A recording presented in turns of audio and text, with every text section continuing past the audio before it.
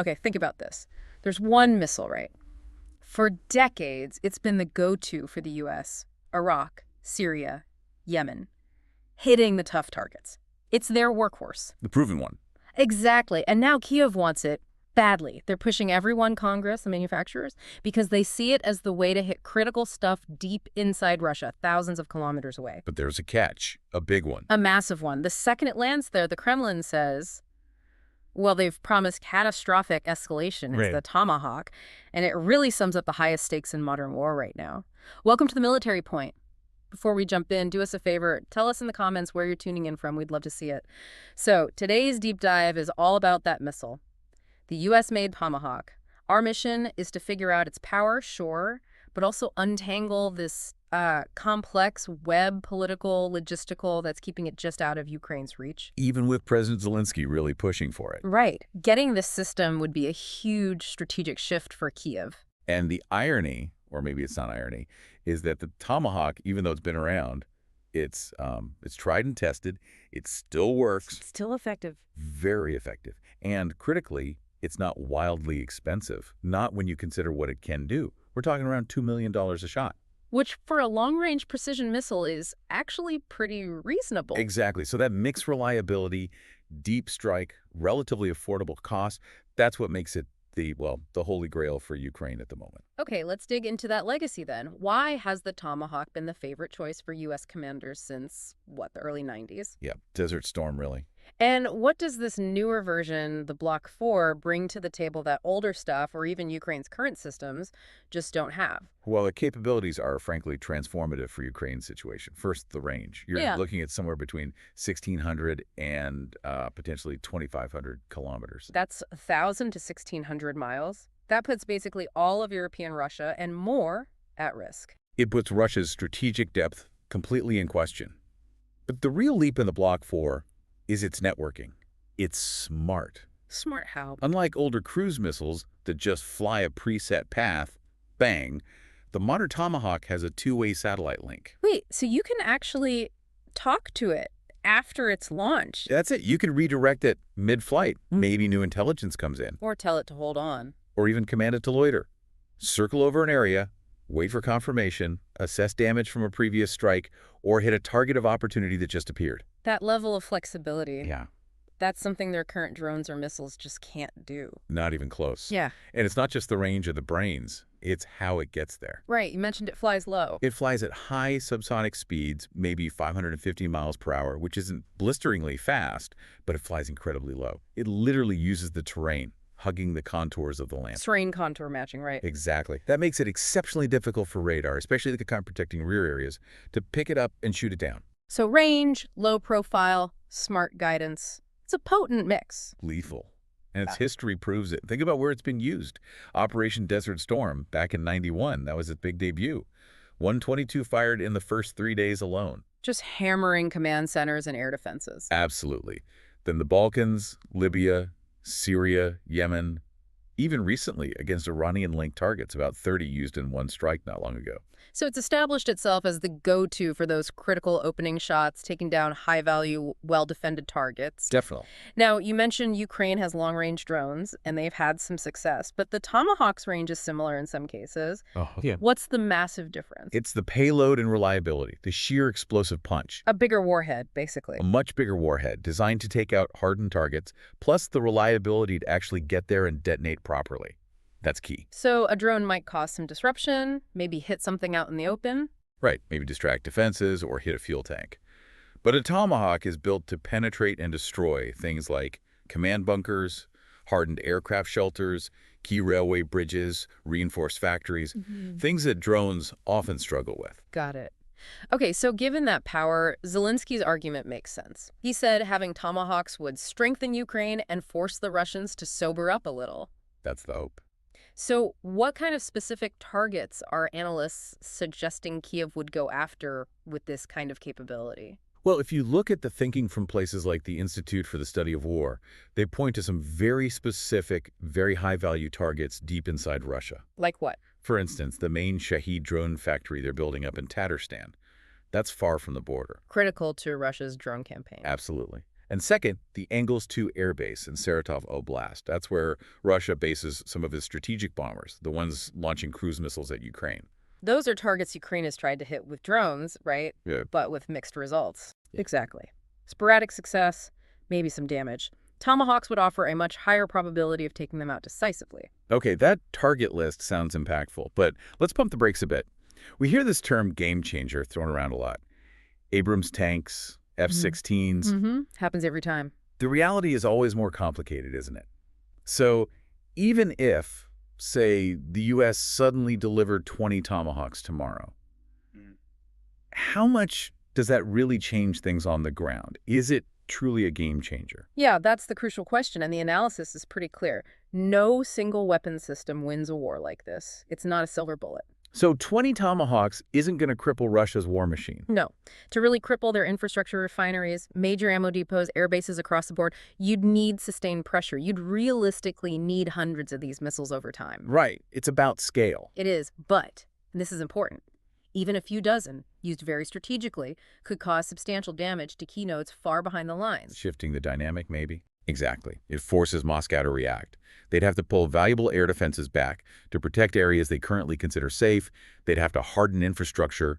It creates strategic disruption, even if it doesn't immediately shift the front lines. Okay, that makes sense. It forces the enemy to reallocate resources. So here's a question for you listening. Imagine you had that capability striking over 1,500 miles away. Would you hit a major arms factory first, or go after the airbase launching those bomber attacks, which disrupts their long-term war effort more? Something to think about. That's the kind of impossible choice facing Ukraine's commanders. But, moving from wanting them to getting them, they're huge obstacles. And they aren't just about training or finding targets. Right. The biggest, most obvious one is U.S. supply and, frankly, political will. We heard former President Trump's view, basically, we need our Tomahawks too. We have a lot, but we need them. Yeah. It sounds like a real concern in the Pentagon about depleting their own stocks needed for, potential crises elsewhere. That's definitely part of it. But even if they solve the supply issue tomorrow, there's a massive technical problem. Which is? Historically, the Tomahawk has almost always been launched from the sea. U.S. Navy ships, submarines. Right. And Ukraine doesn't exactly have a navy that can park off the coast of Russia. Precisely. So they can't just, bolt the missile onto the back of a truck like they've done with some other systems. Ah, okay. So it needs a specific, probably very complex ground launcher. It needs the Typhoon system. Yep. The Mk-70 Mod 1 expeditionary launcher, technically. It's a ground-based mobile system the U.S. developed fairly recently. When did that come about? It was developed specifically after the U.S. pulled out of the Intermediate Range Nuclear Forces, or INF, treaty back in 2019. Okay, that context is critical. The INF Treaty banned these types of land-based intermediate-range missiles for decades. Exactly. So developing and deploying a system like Typhoon, designed explicitly to fire missiles like the Tomahawk or the SM-6 from land, well, that makes the launcher itself politically sensitive, even before you talk about putting Tomahawks in it and sending it to Ukraine. So it's not just getting the missiles, it's getting this brand new politically charged launch system, integrating it, protecting it. It's a whole other layer of complexity. A massive logistical and political lift. It's not a simple transfer. Yet, despite all this, Zelensky is still pushing. He met with Lockheed Martin, with Raytheon, the Tomahawk manufacturer, reportedly talking about a huge potential weapons deal, maybe $90 billion overall. It shows how serious they are. They're exploring every avenue, including direct contracts with industry, perhaps to sidestep some of the political red tape around current U.S. military aid. They clearly see this long-range strike capability as absolutely vital. Essential for the next phase, it seems. But here's where it gets really, really sticky. You've got the supply issues, the need for the Typhoon launcher. But maybe the single biggest hurdle isn't hardware or cost, it's Moscow's reaction. The escalation threat. Yes. The Kremlin's response to even the idea of Tomahawks showing up in Ukraine has been intense. Intense is putting it mildly. They've issued what are clearly meant to be dire warnings. Sergei Naryshkin, the head of Russia's SVR, their foreign intelligence service, flat out said supplying Tomahawks would be seen as a hostile move threatening global security. That's strong language, even Yeah. by their standards. Why the Tomahawk specifically? Ukraine already has other long-range systems like Storm Shadow or SKLP. Why does this one trigger such alarm bells? Okay, this is the absolute crux of the escalation argument, and it's something listeners really need to understand. Tomahawk cruise missiles are inherently dual-capable platforms, Dual capable meaning. meaning they can carry nuclear warheads. Now, let's be crystal clear. Yeah. Nobody is suggesting the U.S. would give Ukraine nuclear warheads. That's completely off the table, unthinkable. But the missile itself, the airframe, the system, is certified for nuclear delivery in the U.S. arsenal. Ah.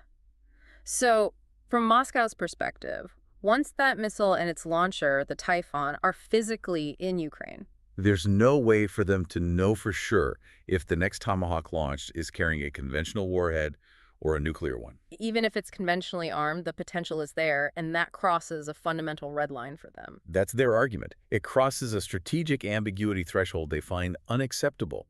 It's reported that President Putin himself raised this specific concern in a call with Trump, trying to head it off before Zelensky even visited Washington last October. Wow. So this specific weapon goes right to the top of Moscow's escalation ladder. It really does. And that tells you everything about the fine line the U.S. and NATO allies are trying to walk.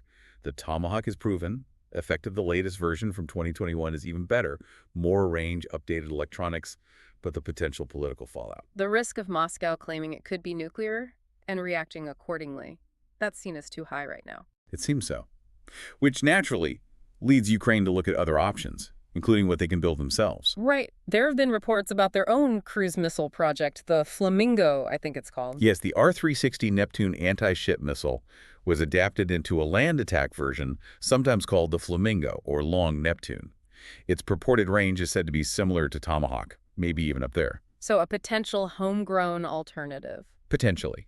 But there are big question marks. Its actual capabilities, its guidance accuracy over land, its reliability. It's mostly a mystery outside Ukraine. And the biggest hurdle is scale. They just can't build enough of them fast enough. Exactly. Building a few prototypes or converting existing missiles is one thing. Mass-producing hundreds of sophisticated, reliable cruise missiles requires an industrial base and resources that Ukraine, understandably, struggles with right now, especially under constant attack. So while the Tomahawk remains this aspirational goal for deep strikes, the immediate pressing need might be something else entirely. Absolutely. The analysis from ISW and others consistently points to air defense as the top priority. More systems and more capable systems. Because Russia keeps hammering them with these combined attacks, waves of drones, different types of missiles all at once. Designed specifically to overwhelm existing defenses.